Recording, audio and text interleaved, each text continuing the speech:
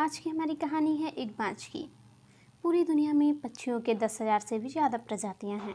सभी के वही 2 पंजे, 2 पंख और एक गर्दन होती है। लेकिन इन्हीं में से एक ऐसा पक्षी है जिसकी एक अलग पहचान है, जो आसमान में सीना चीर के हज़ारों मीटर 120 किलोमीटर की रफ्तार से उड़ता है, जो खुद के कई गुना अधिक वजन के शिकार को भी अपने पंजों में दबोचकर उड़ जाता है और इसीलिए उसे पक्षियों का राजा भी कहा जाता है, जिसे हम बाज के नाम से जानते हैं। और एक बाज इतना मुकाम हासिल करता है वह अपनी ट्रेनिंग और अपनी पुनर्जन्म की वजह से। अगर आप भी इस दुनिया में एक मुकाम हासिल करना चाहते हैं तो एक बाज के बनने का पूरा सफ़र आपको जानना बहुत ही ज़रूरी है, क्योंकि 25 से 30 की उम्र तक आने के बाद भी लोग रिस्क लेने से डरते हैं।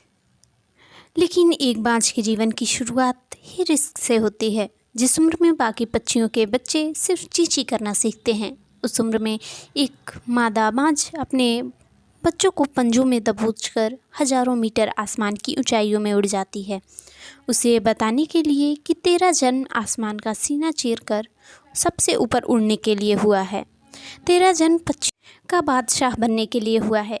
ज़मीन से हज़ारों मीटर ऊपर ले जाकर मादा बाज अपने पंजों से उसे छोड़ देती है और यहीं से शुरू होती है उसके हाई रिस्क ट्रेनिंग। और वो चूजा ज़मीन की तरफ तेज़ी से गिरने लगता है। थोड़ा नीचे आता है तो उसके पंख खुलने लगते हैं। नीचे आते आते वो अपना पंख फड़फड़ाने लगता है, लेकिन अभी तक उड़ना नहीं सीखा और वो ज़मीन से कुछ ऊपर होता है। तभी उसे ऐसा लगता है कि कुछ ही सेकंड में उसका जीवन समाप्त हो जाएगा। लेकिन अचानक एक पंजा उसे अपनी गिरफ्त में लेता है और वापस आसमान की ओर उड़ चलता। और वो पंजा होता है उसकी माँ का, जो उसके पीछे उड़ रही थी। उसकी ये ट्रेनिंग तब तक चलती रहती है जब तक वो उड़ना नहीं सीख जाता। इतनी हाई रिस्क ट्रेनिंग होने के बाद भी दुनिया को एक बाज मिलता है। बारिश के वक्त जब सारे पक्षियाँ आश्रय की तलाश करते हैं, तब यही बाज उस बारिश के आसमान को चीरते हुए ऊपर निकल जाता है और बादल से कहता है, तू बरस ले, कितना बरसेगा। और फिर नीचे आकर उसे चैलेंज करता है। एक बाज की उम्र लगभग 70 साल की होती है। जब वह 40 साल का होता है तब एक परेशानी उसकी ज़िंदगी में मौत बनकर आती है, जो अपनी परेशानियों की तुलना में बहुत बड़ी होती है, क्योंकि 40 साल की उम्र के बाद बाज की चोंच में इतनी मुड़ होती है कि उसे शिकार निगलने में बहुत परेशानी होती है। उसके पंख भारी हो जाते हैं और उसकी छाती चिपकने लगती है, जिससे उड़ना बहुत ही मुश्किल हो जाता है। उसके पंजे लंबे और लचीले हो जाते हैं और जिससे उसे शिकार को सही से नहीं पकड़ पाता। अब उस बाज के पास सिर्फ 3 रास्ते होते हैं। वो अपने शरीर को त्याग सकता है, गिद्ध की तरह छोड़े हुए भोजन पर निर्भर हो जाए।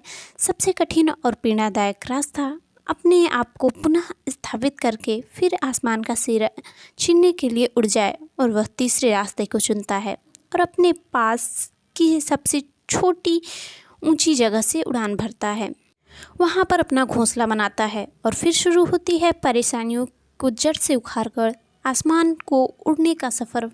वह अपनी चोंच को एक चट्टान पर मार मार कर तोड़ देता है, लहूलुहान हो जाता है और इंतज़ार करता है अपनी नई चोंच के आने का।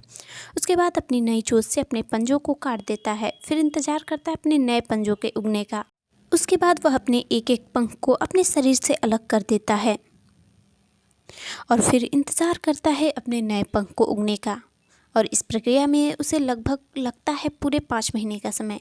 इस 5 महीनों की कड़ी तपस्या से एक बाज को पुनः जन्म मिलता है और फिर से तैयार हो जाता है आसमान का सीना चीरकर उड़ने के लिए। जो 3 रास्ते बाज के पास थे, वही 3 रास्ते आपके भी पास होते हैं। लेकिन कुछ लोग कहते हैं पहले रास्ते को चुनते हैं और परेशानियों के तले दबकर सुसाइड कर लेते हैं।